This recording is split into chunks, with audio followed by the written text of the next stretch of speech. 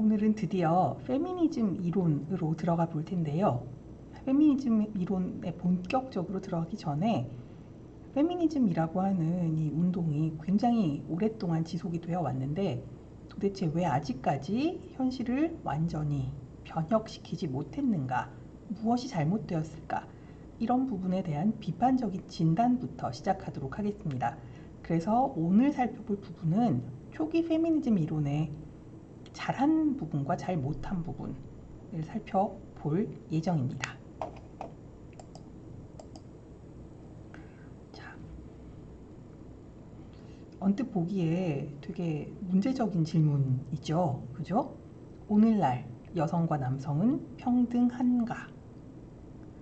이 질문에 대해서는 굉장히 많은 대답과 많은 입장이 있을 수 있습니다.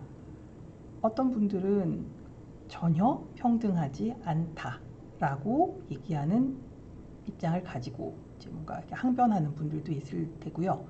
또 어떤 분들은 완전히 평등하다고 말하기는 좀 그렇지만 과거에 비하면 훨씬 더 좋아졌다. 그래서 오늘날 이렇게 여성들이 뭔가 더 이상 주장하는 거는 곤란한 일처럼 보인다. 이런 입장도 실제로 있습니다. 자, 그러면 우리가 개개인의 입장의 차이를 배제하고 실제로 데이터만 가지고 살펴보자는 거죠. 실제로 데이터를 가지고 살펴보면 오늘날 여성과 남성이 모두 평등할까요? 현실적으로 살펴보면 양성 사이의 평등은 실현되지 않았다라고 보는 게 맞습니다. 다만 가난한 나라, 부자 나라, 나라들마다 경제적 상황이나 문화적인 혹은 종교적인 상황에 따라 정도적 차이가 있을 뿐이라는 거죠. 우리나라가 늘 이제 양성 문제에 대해서 얘기할 때 그 모델로 삼는 나라들이 스칸디나비아 국가들이죠. 거기에 보면 우리에 비해서 양성 불평등이 많이 해소되었다라고 얘기할 수는 있을지언정 실제로 양성이 완전히 평등하다 이렇게 얘기를 할 수는 없다는 거죠. 왜냐하면 이 양성 평등의 문제를 살펴보는 것은 굉장히 다각도로 그리고 굉장히 여러 가지 층위로 살펴보아야 하기 때문에 이걸 종합해서 보면 결국은 나라마다 차이가 있을 뿐 경제적, 사회적, 정치적, 문화적으로 완전히 평등하다라고 이야기하긴 힘들다. 이게 사실은 결론입니다. 그러면 이의를 제기하는 분들이 있을 거예요. 실제로 저희 그 샤버님 같은 분은 정말 이렇게 저한테 얘기하세요. 아니, 우리나라는 여성 대통령도 있었고, 여성 장관들도 있고, 여성 CEO도 있는데, 어떻게 그게 양성 불평등이라는 거냐? 내 보기엔 양성 평등을 넘어서 여성 상위 시대가 왔다. 이렇게 말씀하세요. 그러면 제가 아버님을 붙잡고 아버님 그게 아닙니다. 이렇게 얘기하기는 힘들지만 사실은 우리가 그런 지표들이 보여주는 어떤 매력적인 모습에 거기에 함몰되면 안 돼요. 함정이 있다라는 걸 반드시 깨달아야 합니다. 그 함정은 뭐냐? 사실 예나 지금이나 페미니즘에서 가장 문제 삼는 건 가부장제라고 하는 이데올로기예요.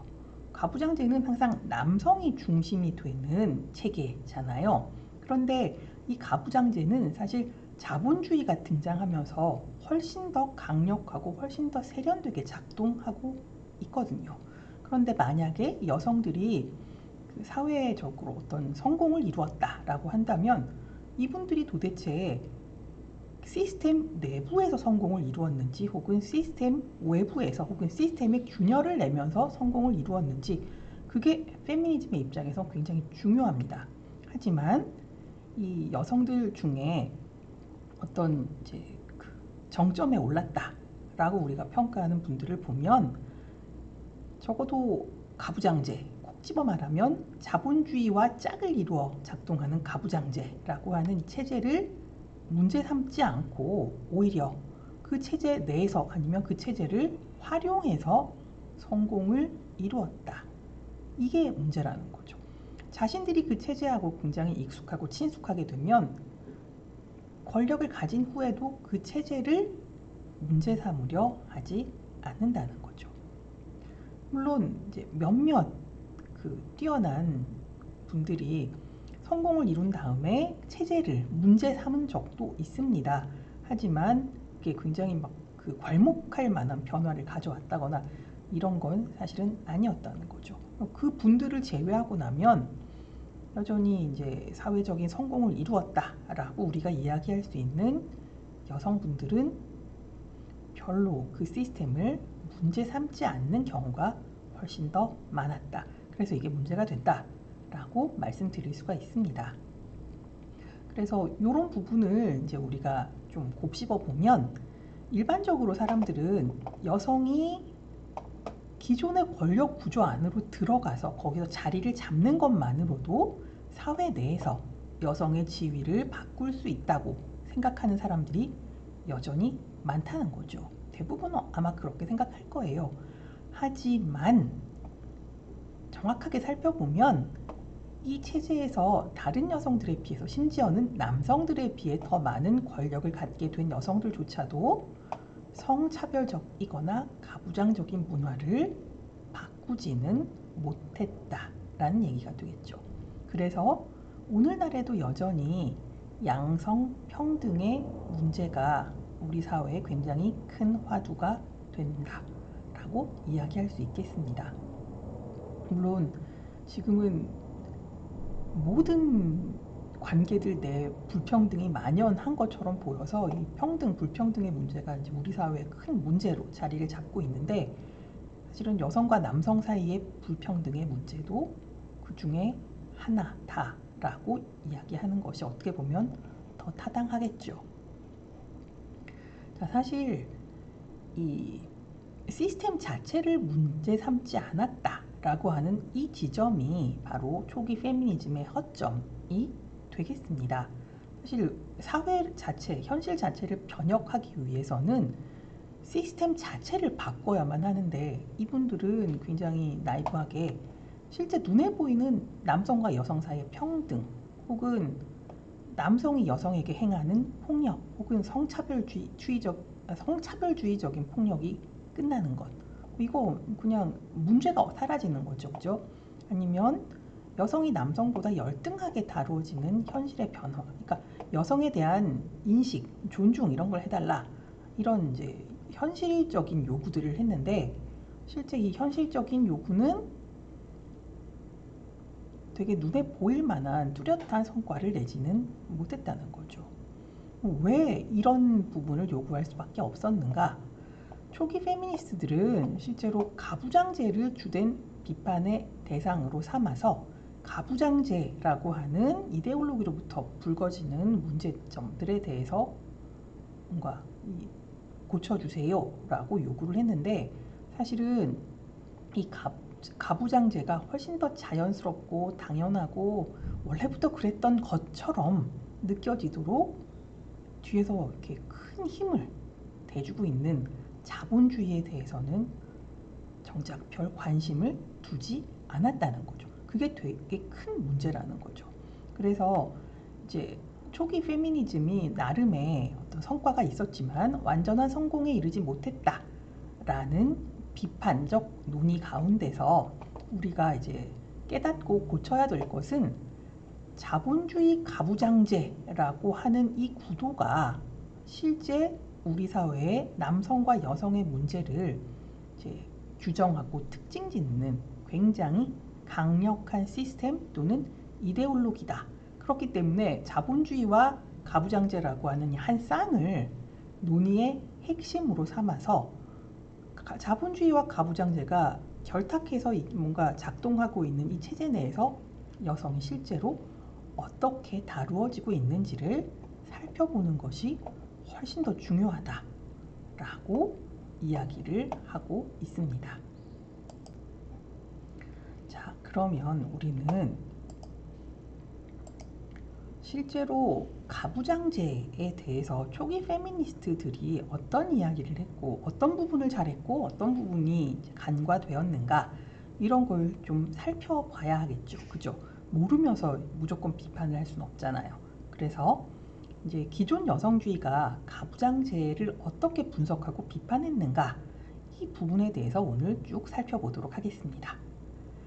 자, 그러면 지금부터 우리가 살펴보려고 하는 건 이런 문제죠.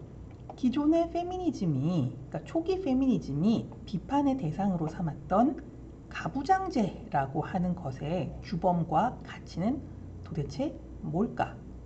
자, 가부장제라고 하는 것의 규범과 가치를 이해하려고 하면 가부장제 혹은 가부장적인 것이 뭔지를 먼저 알아야 되겠죠. 그래서 가부장적인 것이라고 하는 것은 전통적인 성 역할을 조장해서, 그러니까 계속 확대 재생산을 하는 거죠. 그래서 남성에게 특권을 부여하는 문화, 이걸 가부장적인 것이라고 부른다는 거죠. 사실 가부장제라고 하는 말 속에 모든 게 다 들어있어요. 아버지에게 모든 권력을 다 준다. 아버지가 모든 것을 결정하고 모든 것을 좌지우지한다. 이게 가부장제잖아요. 그래서 아버지에게 권력이라는 얘기는 세상 모든 아버지는 남성이죠. 여성이 아버지가 되는 일은 없잖아요. 그래서 남성 중심적인 문화고 남성에게 결정권, 그리고 뭔가에 대해서 그 이야기를, 의견을 개진할 수 있는 발언권, 이런 것을 남성에게만 주는 굉장히 특권적인 사태를 이야기한다라고 얘기할 수 있습니다. 그러면 왜 남성에게 모든 권력과 권리를 다 이렇게 완전히 다 이렇게 다 주느냐? 왜 그럴까? 이거 생각해 보면 사실은 남성이 그걸 갖는 게 맞아 라고 설명하는 일종의 이 담론이 있더라는 거죠. 그걸 우리가 전통적 성 역할이라고 합니다. 실제로 가부장제는 전통적 성 역할의 뒷받침이 없으면 작동하기가 힘들다는 거죠. 그러면 전통적 성 역할은 남성과 여성을 어떻게 규정하는가? 자, 전통적 성 역할은 남성은 합리적이고 강인하고 그렇기 때문에 뭔가를 보호할 수 있는 존재예요. 그리고 합리적이고 강인하고 뭔가를 보호하기 위해서는 결정권을 가져야 한다는 거죠. 자, 남성이 이렇게 규정되면 항상 남성과 완전히 다른 존재라고 생각되는 여성은 남성의 속성에 반대되는 것을 여성의 속성으로 가질 수밖에 없습니다. 왜? 남성과 여성은 반대라고 생각해 왔잖아. 남성은 남근을 가진 존재, 여성은 남근을 결여하고 있는 존재. 있고 없어요. 그래서 이분법적으로 확실하게 구분이 되고, 이분법적이라는 거는 둘은 완전히 다르고 심지어 반대되는 것이고, 그래서 속성도 반대되는 것으로 설명되잖아요. 남성과 여성에 대한 설명이 실제로 그랬다는 거죠. 남성이 이런 식으로 규정이 됐기 때문에 여성은 합리적인 것에 반대, 다시 말해 감정적 비합리적이고, 강인한 것에 반대 연약하고, 남성이 보호하는 존재이기 때문에 여성은 보호가 필요한 존재다.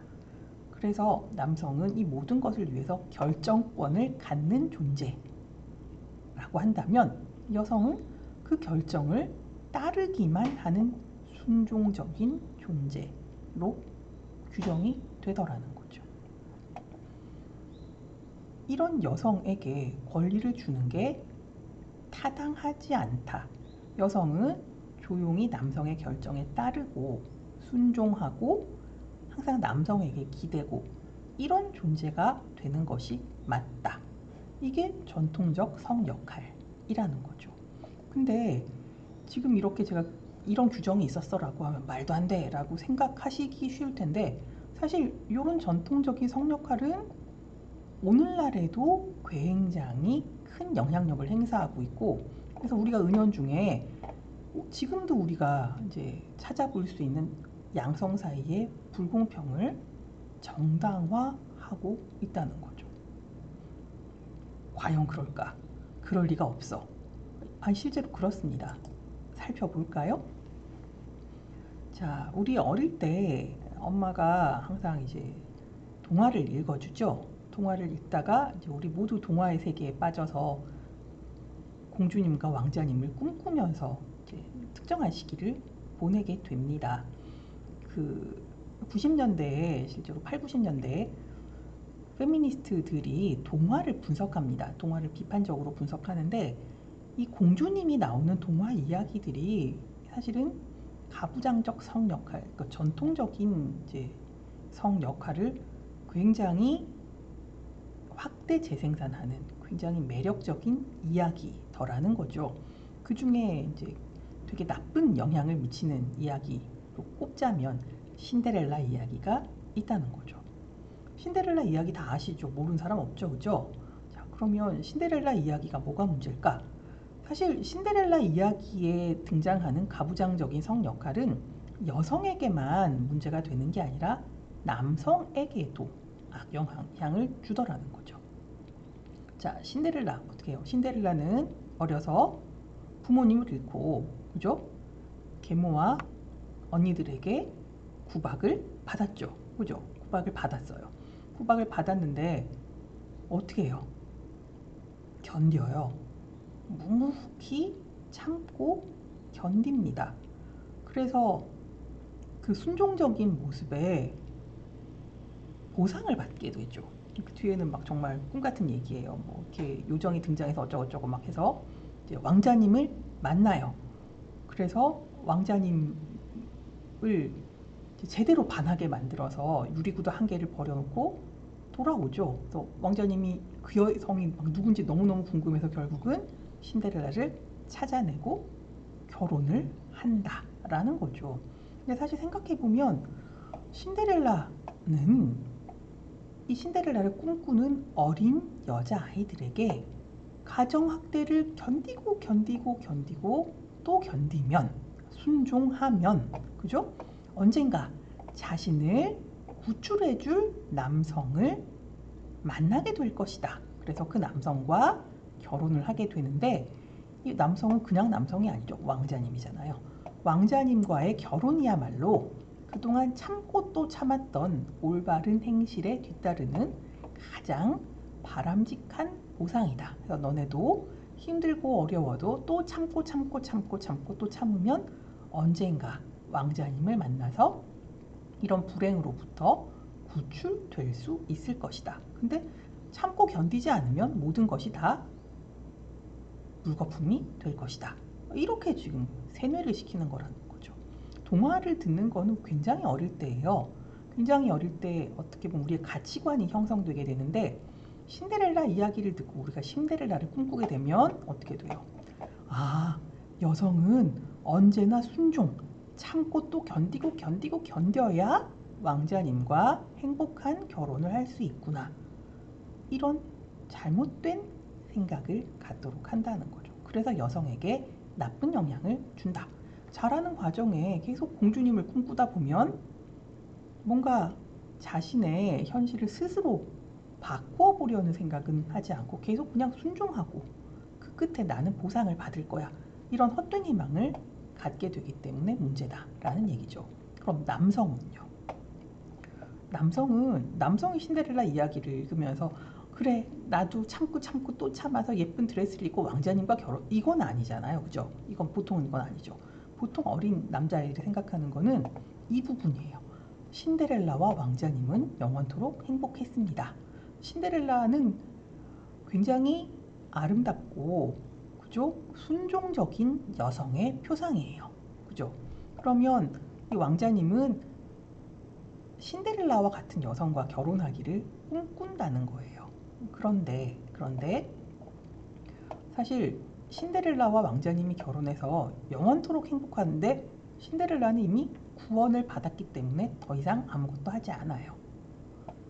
신데렐라를 행복하게, 영원히 행복하게 해주어야 하는 왕자님은 죽을 때까지 신데렐라를 책임져야만 하는 일종의 특급 부양자가 되어야 한다는 거죠.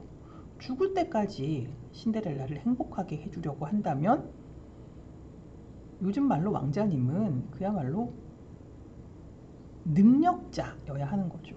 이 얘기는 무슨 얘기냐면 내가 후에 성인이 되었을 때 능력자 혹은 특급 부양자가 되지 않으면 신데렐라처럼 예쁘고 순종적인 여성과 결혼할 수 없겠구나. 이런 생각을 갖도록 한다는 거죠. 그래서 여성과 남성에게 어떤 특정한 여성 이미지와 남성 이미지를 부여하고 스스로를 거기에 지금 길들여서 맞춰서 자라도록 은연중에 종용한다라는 거죠. 그래서 곤란합니다. 그리고 여기 보면 언제나 젊은 여성과 남성, 결혼은 이성 간에 하고 그게 행복한 거야 라는 지배 이데올로기도 사실은 들어가 있는 거죠. 그죠? 그래서 이런 동화를 읽게 되면 사실은 이 동화 속에 들어있는 가부장제 이데올로기 혹은 가부장적 전통적 성 역할이 나도 모르는 사이에 나를 길들여서 내가 특정한 방식으로 생각하고 결정하고 가치관을 갖도록 만든다. 이런 얘기를 할 수 있다는 거죠. 이게 당시 페미니스트들이 동화를 분석해낸 대표적인 사례들이라고 할 수 있습니다. 그러면 신데렐라 이야기는 서양 이야기인데 이런 그 전통적 혹은 가부장적 성 역할은 서구 동화에만 있는가? 그럴 리가 없죠. 그죠?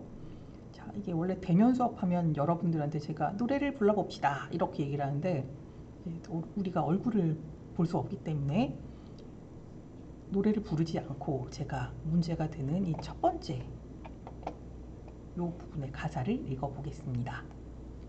아빠가 출근할 때 뽀뽀뽀, 엄마가 안아줘도 뽀뽀뽀.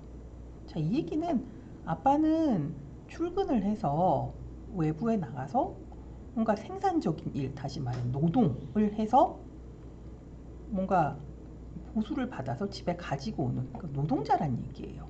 엄마는 집에서 나를 양육할 의무가 있는 사람이라는 거예요.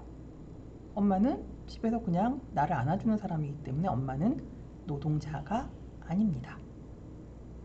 자, 이게 실제 상황일까요? 실제 상황일 수도 있고 아닐 수도 있죠. 그죠? 근데 여기는 굉장히 큰 문제가 있습니다.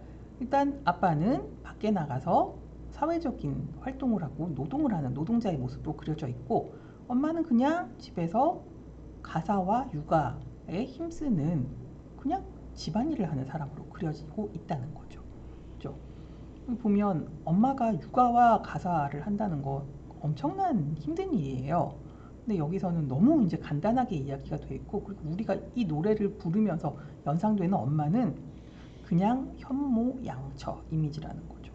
은연중에 여기 뭐 여성을 노동자로 본다 안 본다 이런 이제 문제적인 상황을 빼고 얘기를 한다고 해도 아빠는 밖에 나가서 사회활동을 하는 사람, 엄마는 나를 안아주고 나를 양육해야 될 의무가 있는 사람. 이렇게 확연하게 나눠버린다는 거죠. 우리가 근데 그냥 이성적으로 생각하면 아니 요새는 아빠들도 육아휴직을 하고 어쩌고저쩌고 이러는데 뭔가 좀 이상한데? 라고 생각할 수 있지만 사실은 이 노래는 우리가 그렇게 거리를 두고 비판적으로 노래를 보지 않습니다. 이 노래는 우리가 신데렐라와 같은 동화를 읽을 때 부르는 노래예요. 그냥 이걸 흥얼흥얼하고 계속 부르다 보면 아빠는 바깥일, 엄마는 살림이라고 하는 이분법이 굉장히 당연한 것으로 내 안에 자리 잡게 된다는 거죠. 그러면 어떻게 되겠어요? 은연중에 아이가 태어나면 엄마가 다 돌봐야 하는 것이구나. 그러니까 원래 엄마의 일이야. 심지어 같이 맞벌이를 하는 상황에서도 이런 얘기가 가능하게 된다는 거죠. 이게 굉장히 중요한 지점이라는 거예요. 아이들이 자기도 모르는 사이에 전통적인 성 역할에 익숙하게 길들여진다. 그래서 성인이 되었을 때 자기도 모르는 사이에 이런 영향력들이 발휘가 되어서 반성 없이 그냥 얘기하다 보면 굉장히 양성 불평등한 발언들을 할 수밖에 없게 된다. 이게 굉장히 불편한 그리고 문제가 되는 상황을 초래한다. 우리가 어릴 때부터 아이들에게 동화를 읽어주거나 뭐 이렇게 동요를 알려줄 때 생각을 해봐야 된다. 뭐 이런 걸 지금 시사하고 있죠. 사실 제가 아이를 키울 때 대한동화들을 많이 읽어줬어요. 그래서 우리 아이는 그 이제 원래 되게 전래되어 오는 그 유명한 동화들과 이제 대한 동화들을 반반씩 읽으면서 자랐는데, 근데 확실히 원래 그 클래식한 동화들을 훨씬 좋아해요. 대한 동화는 그 공주님이 전형적인 공주님 같지 않고 왕자님도 전형적인 왕자님 같지 않아요. 그러니까 대한 동화죠. 이 문제들을 개선하려고 만든 동화니까 어른들이 읽으면 되게 재밌는데 아이들에게는 그닥 그렇게 매력이 없었던 것 같아요. 항상 걔는 이제 옛날 동화, 신데렐라가 됐건 백설공주가 됐건 이런 거에 훨씬 더 매력을 느꼈고, 또 걔도 다른 아이들처럼 뭐 드레스를 입고 유치원을 가겠다는 둥 뭐 이런 얘기들을 실제로 했었어요. 이게 뭔 상황인가 되게 당황스러웠는데, 제가 실제 동화책을 그냥 이렇게 아이의 입장에서 읽어보면 실제로 이 옛날 동화들이 갖고 있는 매력을 우리가 어떻게 할 수가 없어요. 왜냐하면 대한동화는 특정한 문제의식을 가지고 누가 창작해낸 거잖아요. 그죠? 창작 끝 이렇게 되는 거예요. 근데 다른 동화들은 이게 옛날부터 구전되어 오던 것을 그림 형제면 그림 형제 이렇게 구전된 걸 정리해서 책으로 남긴 거라는 거죠. 이게 몇백 년 동안 구전되어 오면서 매력 덩어리가 된 거죠. 매력 없는 부분은 빼고 매력이 있는 부분이 첨가되고, 그래서 이것들이 이제 몇백 년 동안 구전이 되어 오면서 매력만 남기고 매력 없는 건 다 버려버린 거죠. 그러다 보니까 이 이야기 내러티브 자체가 아이들의 눈으로 보았을 때 매력 덩어리가 되어버린 거예요. 그래서 이것들이 가지고 있는 뭔가 문제적인 지점들이 있음에도 불구하고 아이들에겐 그게 너무너무 매혹적인 이야기가 되는 거죠. 그래서 제 생각에는 이게 문제가 있다라고 해서 다 빼버리고 아이들을 모두 대한동화만 읽혀주고 이거는 좀 곤란한 일 같아요. 그래서 그 아이들이 좋아하는 걸 알려주더라도 이게 또 다른 이야기도 있어, 또 다른 유형의 공주나 왕자도 있어, 이렇게 읽혀주면서 아이들 스스로 특정한 이미지에 함몰되지 않도록 해주는 게 그게 훨씬 더 의미가 있지 않나. 이 매력에 우리가 어떻게 저항할 수가 없기 때문에 아이들 남들 다 아는 얘기 우리 아이만 몰라도 이상하잖아요. 그래서 부모가 되면 이제 아이들에게 뭔가 그 균형감을 가지고서 이제 이런저런 이야기를 알려주고 아이가 하나의 이데올로기에만 완전히 빠져들지 않도록 도와주는 게 되게 중요하다라는 생각이 듭니다. 자, 이렇게 보니까 이제 우리가 너무 어릴 때부터 가부장적인 혹은 전통적인 성 역할에 길들여져서 자라게 되더라는 거죠. 그래서 그 결과 우리가 성인이 된 후에 가부장적인 성 역할이라고 하는 게 보면 정치, 학계, 기업, 당연히 여기서 막강한 영향력을 발휘하는데, 이런 공적인 영역뿐 아니라 가족이라고 하는 사적인 영역 안에서도 굉장히 큰 영향력을 발휘하더라는 거죠. 지금은 이제 그 가정들의 내용을 살펴보면 정작 제 친구들만 해도 옛날하고는 좀 달라요. 그 결정 가족 회의를 해서 뭔가 이제 결정을 할 때 엄마들의 목소리가 커지거나, 심지어 그 제 친구 중에 하나는 지 맘대로 막 하려 그래가지고 이게 그 남편하고 되게 크게 싸워서 막 문제가 되고 이런 경우도 실제로 있긴 합니다. 그래서 지금 많이 변해 가는 와중인 것 같은데, 사실 제 선배나 저희 엄마 세대만 해도 가족 안에서 뭔가 결정하려고 하면 결정권은 항상 아버지에게 있었다는 거죠. 그래서 가족 안에서 지금 이게 점점 변화해 가긴 하지만 여전히 가부장적인 어떤 성 역할의 잔재들이 남아 있다라고 이제 얘기할 수 있겠고, 뭐 공적인 영역은 굳이 뭐 살펴보지 않아도 너무 우리가 잘 알죠, 그죠? 의사 결정권이나 지도력을 갖는 지위에 여성이 올라가지 못하도록 한다. 이거 우리가 유리천정이라고 하고 있고 너무 잘 알고 있죠, 그죠? 그리고 동일한 업무를 수행함에도 여성은 남성보다 적은 임금을 받게 된다. 이것도 굉장히 큰 사회 문제죠. 격차가 30% 이상이 난다고 합니다.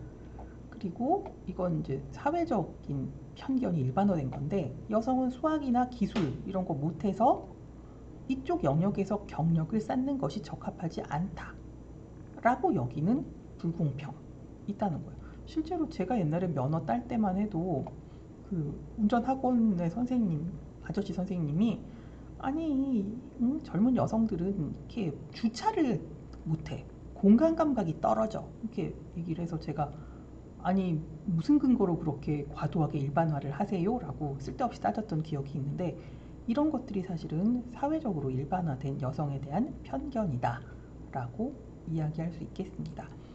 실제로 이제 초기 페미니스트들이 이런 부분을 굉장히 잘 지적을 했기 때문에 양성평등에 관한 법안이 만들어졌습니다. 우리나라도 실제 양성평등에 관한 법안이 있습니다. 그래서 이런 법안이 만들어졌다라는 걸 알고 있는 분들은 아니 이런 법안이 만들어져서 양성 사이의 차별은 완전히 철폐됐어, 그래서 더 이상은 없고 이런 얘기는 옛날에나 있었던 일이야 라고 얘기하시는 분들이 있습니다. 근데 법안이 만들어지니까 이 법안을 피해 나갈 꼼수들이 자꾸 만들어지더라는 거예요. 예를 들면 여성과 남성이 같은 일을 해요. 같은 일을 하는데 남성은 정규직이고 여성은 비정규직으로 계속 놔둬서 임금을 달리 줘도 법적으로 걸리지 않도록 한다거나, 아니면 심지어 남성만 승진이 되고 여성은 승진이 되지 않아서 여전히 동일한 업무를 함에도 불구하고 소득 격차가 상당히 나도록 하는 이런 꼼수들이 실제로 벌어지고 있습니다. 그래서 굉장히 많은 노력을 했지만 사회적으로 실제 어떤 커다란 변화를 가지고 오는 데는 실패를 했다. 이게 이제 초기 페미니스트들이 잘못한 지점이다. 왜 이분들은 왜 이렇게 중요한 얘기를 실제로 했음에도 불구하고 이 부분을 완전히 개선하지 못했을까요? 그죠? 이게 사실은 오늘날 우리가 살펴봐야 되는 지점이 되겠습니다. 그런데 이제 오늘날 이야기는 다음 시간에 해보도록 하고, 이 가부장적 성 역할을 이제 초기 페미니스트들이 어떻게 비판을 했는지를 정리해서 살펴보고 오늘 수업을 마치도록 할게요. 자, 사실 초기 페미니스트들은 굉장히 중요한 핵심적인 사안을 잘 포착해서 그 부분에 대해서 지속적으로 의견 개진을 했다는 거죠. 그게 뭐다?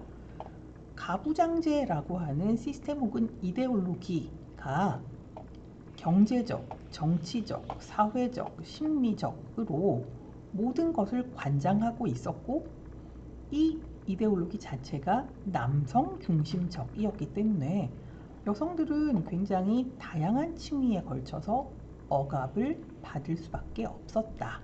그리고 가부장제 이데올로기는 사실 가부장제라고 하는 게 인류 문명의 발생과 함께 시작된 거잖아요. 그렇죠? 그러다 보니 굉장히 오랫동안 지속이 되는데, 지속이 되어 오면서 가부장제 이데올로기가 점점 더 강력하지만 세련되게 변한다는 거예요. 그래서 이 가부장제 이데올로기는 눈에 보이지 않는 방식으로, 아까 봤던 뭐 동화나 동요 이런 식으로 눈에 띄지 않는 방식으로 굉장히 어린 시절부터 인간들을 길들여 왔다는 거죠. 그래서 모든 인간들이 그런 동화나 동요를 통해서 가부장제 이데올로기에 길들여지게 되면 여성들은 당연히 그래야만 해 라는 믿음을 갖게 되기 때문에 실제로 남성들에 의한 여성에 대한 억압을 지속시키는 굉장히 중요한 수단으로 활용되어 왔다 라고 비판합니다. 이거는 거의 대부분의 사람들이 이제 맞아, 그랬었어 라고 동의하는 이미 일반화된 이야기입니다. 자, 그리고 이제 두 번째 지점은 뭐냐면, 가부장제가 지배하는 영역 내에서 여성은 언제나 타자로 규정되더라 라는 얘기죠. 아까 우리 남성은 합리적이고 강인하고 뭐 보호할 수 있고 그렇기 때문에 모든 결정권을 갖는데 반해 여성은 남성과 반대니까 그 속성들에 반대되는 것을 여성의 속성으로 갖더라. 이런 설명을 들으셨죠, 그죠? 그래서 항상 여성의 규정을 보면 남성적 규범 혹은 남성 중심의 가치와의 차이예요. 남성은 이거니까 여성은 이거 아닌 것. 이런 식으로 규정이 되더라는 거죠. 그렇게 규정되다 보니까 남성적 규범과 가치는 남성에게 속해 있는 것이고 여성에게는 결핍되어 있는 것으로 정의가 되더라는 거죠. 남성은 합리적이고 강인하고 뭔가를 보호하고 결정권을 가지고 있고 이런 존재가 사실은 언제나 주체라는 이름으로 불려지는 그런 존재라는 거예요. 남성이 주체가 되면 여성은 주체가 아닌 것이 될 수밖에 없죠. 그죠? 왜? 남성이 주체로 자리 잡기 위해서 필요한 모든 속성들이 여성에게는 결핍되어 있는 것으로 여겨지기 때문입니다. 그래서 남성이 주체가 된다면 여성은 언제나 타자, 주변부로 여겨질 수밖에 없는데 타자, 주변부는 인간 아닌 것들의 영역이에요. 쉽게 얘기하자면 뭐 동물이라거나 물건이라거나 여성은 그런 것으로 취급됐다는 거죠. 그래서 결혼이라고 하는 것도 마치 이제 여성이 얼마만큼의 가치가 있느냐 거의 뭐 물물교환처럼 사고 파는 것처럼 이루어지는 경우도 있잖아요. 그런 걸 보면 여성은 거의 물건으로 취급되는 경우가 많았고 여성을 물건으로 취급하도록 하는 상황을 만들고 그걸 강화했던 것이 바로 가부장제 혹은 가부장제 이데올로기다 라고 초기 페미니스트들이 비판을 합니다. 자, 그러면 여성을 대상화, 타자화, 주변부화, 사물과도 같은 것으로 이제 치부하도록 하는 그런 가부장제 이데올로기는 얼마나 오래되었는가, 최근의 일인가 이런 부분에 대해서도 초기 페미니스트들이 이야기를 합니다. 이분들이 조사를 해보니까 가부장제 이데올로기라고 하는 거는 서구의 모든 문명, 그러니까 문명의 시작과 함께 이미 가부장제 이데올로기가 존재를 하더라는 거죠. 쭉 내려가자면 고대 그리스부터 그런 흔적들을 찾을 수가 있는데 그리스 신화를 보면 항상 영웅으로 존재하는 사람들은 남성이더라는 거죠. 남성이에요. 반대로 영웅이 물리쳐야만 하는 괴물들은 남성의 경우도 많지만 굉장히 매력적인 괴물들의 경우 여성 괴물들인 경우가 많더라는 거죠. 그리고 신화에 등장하는 여성들의 경우 매우 가부장적인 여성들이 있더라는 거죠. 오디세우스 같은 경우 아내가 10년 동안 문 남성들의 유혹을 물리치고 남편을 기다리죠. 그죠? 그 남편에게 항상 순종하는 전형적인 가부장적인 여성 이미지라는 거예요. 요거 말고 여성 괴물들을 보시면 메두사 너무 아름다운 여성이어서 그죠? 그 메두사라고 그러니까 그 신의 저주에 걸려서 머리카락 그 아름다운 머리카락이 다 막 뱀으로 변하고 이런 괴물이 되기 전에 엄청 이름을 떨치던 미인이었다는 거예요. 그래서 많은 남성들은 그 메두사의 아름다운 얼굴을 보고 싶은데 보면 어떡해요? 돌로 굳어서 죽는 거죠. 그러니까 그녀를 본다라는 거는 곧 죽음하고 등치되는 이런 공식이 성립을 하는 건데 무섭죠. 보면 죽는다. 그죠? 근데 보고 싶다. 뭐 이런 거잖아요. 세이렌 같은 경우도 뭐예요? 목소리가 너무 아름다워서 세이렌들의 노래소리를 듣고 싶은데 들으면 죽는 거예요. 그죠? 그러니까 그 괴물, 여성 괴물의 정체를 우리가 알게 되는 순간 죽는다는 거예요. 얼마나 두려워요. 이런 매력적이고 두려운 여성 괴물들이 실제 고대 그리스 신화에 등장을 하더라는 거죠. 이건 여성을 괴물로 놓는다라는 거는 여성을 타자화한다라는 얘기예요. 가부장적 여성 이미지들이 등장한다? 이건 여성을 주변부화한다는 얘기가 되는 거죠. 그렇죠? 문제는 결국 이 여성 괴물들을 물리치거나 이 여성 괴물들의 마수에서 벗어나는 특이한 존재들이 있는데 이 존재들도 언제나 남성 영웅들이더라는 거죠. 그래서 남성과 여성 사이에 특정한 규정 방식이 이미 고대 그리스 신화에도 있더라. 이런 얘기를 확인할 수 있겠습니다. 그럼 그 이후는 좀 나아졌느냐? 아니죠. 중세는 이 여성이 원죄의 이미지로 등장하죠. 그렇죠? 대표적으로 이브죠. 이브는 하느님이 절대로 하지 말라는 짓을 하죠. 선악과를 따먹어요. 선악과를 따먹고 낙원에서 쫓겨나죠. 낙원 주방. 그죠? 그래서 이 이브 때문에 우리가 이 세상에 태어나서 이렇게 고통받고 고생하다가 죽게 된다. 모든 건 이브 때문이다. 이렇게 지금 얘기하는 게 중세 기독교 논리잖아요. 중세의 이브라고 하는 여성의 이미지는 죄, 죽음, 고통 이런 것과 등치되더라는 거죠. 그래서 고대 여성 괴물이나 아니면 이브 이런 이미지들이 굉장히 오랫동안 전해지면서 이 근대에 이르게 되면 여성은 완전히 비합리적인 존재다. 비합리적인 존재여서 여성은 제대로 된 인식도 힘들고 그 인식을 바탕으로 뭔가 제대로 사유하는 것은 더더욱 힘들다. 여성은 철학과 굉장히 거리가 먼 존재다.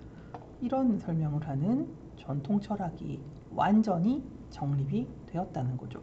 이 부분은 우리가 지난 시간 칸트를 비판하면서 살펴본 바 있습니다. 이런 이제 여성에 대한 부정적인 입장은 이후 20세기, 21세기에 들어오면서 훨씬 더 세련된 모습으로 자리를 잡습니다. 여성은 비합리적이고 인식과 사유에 있어서 남성보다 월등히 떨어지기 때문에 우리가 더 발전해서 더 잘 사는 사회를 만들기 위해서 필요한 제도들, 예를 들어 교육, 정치, 법, 비즈니스 이런 것과 관련된 제도가 필요하다면 이런 제도는 반드시 남성들에 의해서 작동되어야 한다. 점점 더 고착화됐다는 거죠. 왜? 이런 제도가 남성 중심으로 가야 한다라는 이야기를 뒷받침하는 게 남근 로고스 중심적 사유다라고 이제 보통 얘기를 하는데 이 얘기는 별 얘기가 아니고요. 남근 팔로스를 갖고 있으면 남근과 로고스 이성은 항상 같이 간다는 거예요. 쉽게 얘기하면 남근을 갖고 있으면 이성적 사유를 할 수 있고 남근을 결핍하고 있으면 이성적 사유를 할 수 없다라는 얘기죠. 그래서 우리가 살고 있는 이 사회에 어떤 이제 우리 사회 발전을 위한 제도가 필요하다고 한다면 이 제도는 항상 합리적으로 운용되어야 하는데 합리적으로 운용되려고 하면 로고스, 이성이 필요하고 이 이성을 가진 존재는 남근을 가진 존재여야지만 이성, 합리성 이런 걸 갖더라. 그럼 결국 어떻게 되겠어요? 남근을 갖고 있는 존재는 로고스를 갖고 있고 이 두 개를 같이 갖고 있는 남성을 중심으로 해서 모든 제도가 만들어지고 작동하고 해야 한다라는 얘기죠. 그러면 사회 전체를 관장하고 결정하는 모든 권한으로부터 여성들은 자연스럽게 배제가 된다는 거죠.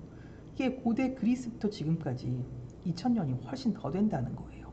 2000년 동안 그렇게 믿어왔으면 지금도 그걸 당연하다라고 여기는 입장이 더 많은 지지를 받겠죠. 이게 곤란하다라고 지적했던 게 초기 페미니스트들의 입장입니다. 자, 마지막으로 초기 페미니스트들이 굉장히 이제 중요한 논의를 했던 게 뭐냐면 젠더 문제예요. 사실 섹스의 문제는 생물학적으로 결정돼서 우리가 응애하고 태어나면 이미 결정되어 있잖아요. 근데 문화적인 젠더의 문제는 이거랑 조금 다르더라는 거죠. 우리가 남근 없이 태어난다고 해서 모두 신데렐라로 자라는 건 아니라는 거예요.